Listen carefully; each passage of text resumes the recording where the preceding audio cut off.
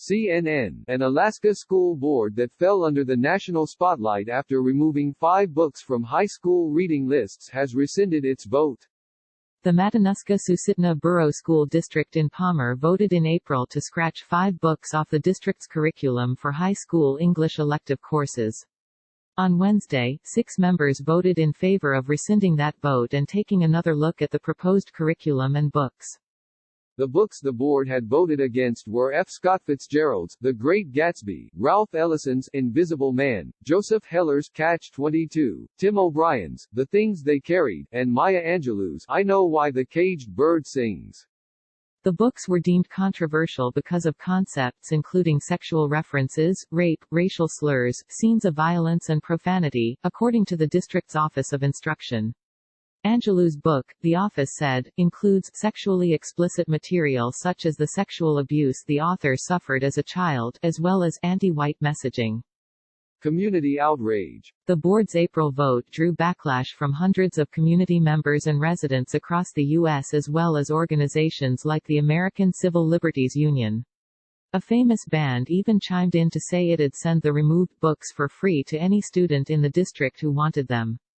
In a board meeting earlier this month, dozens testified against the decision. And during the board's latest meeting, at least 80 cars showed up outside the district's building to protest, according to Wasilla resident Denial Alt, who was there. Nearly 600 tuned in to the meeting's livestream. Sabrina Combs, Palmer City Council member, told CNN that she was pleased with the small victory, but said she recognized, "We have a long road ahead of us to ensure curriculum for our students is to the standard we desire as parents and community members. At this point, I feel the access to important works of literature for students and teachers is being threatened as the majority of the school board wishes to revisit this topic within the next year," she added. Residents of the community have said last month's vote was no different than banning the books, but board members doubled down Wednesday on the fact that the books would still be accessible and could still be read by students on their own time. The school board did not ban the books, did not preclude their use by teachers and did not remove the books from school libraries, member Ryan Ponder, who was the only member to vote against rescinding, said Wednesday. The narrative that has been put out there is not the accurate narrative.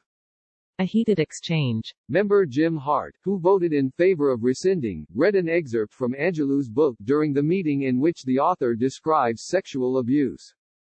Before reading it aloud, Hart said he wanted to give parents a moment to remove any young children if they deemed necessary to do so.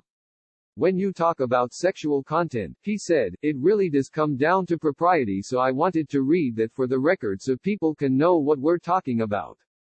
Hart's decision to read the excerpt drew a loud response from the district's superintendent, Monica GWINNETT, who said she was deeply offended by that. Closed dialogue: the day's biggest stories in 10 minutes or less. Sign up and get access to videos and weekly student quizzes. Sign me up, no thanks. By subscribing you agree to our privacy policy. That is not sexual content, she said. That is rape of a child. A teacher would have prefaced that section by talking about rape as a child. It should be read as a child being raped. "I read the text as it came into the book and I read it heartfelt," Hart said, "and I also said it was tragic.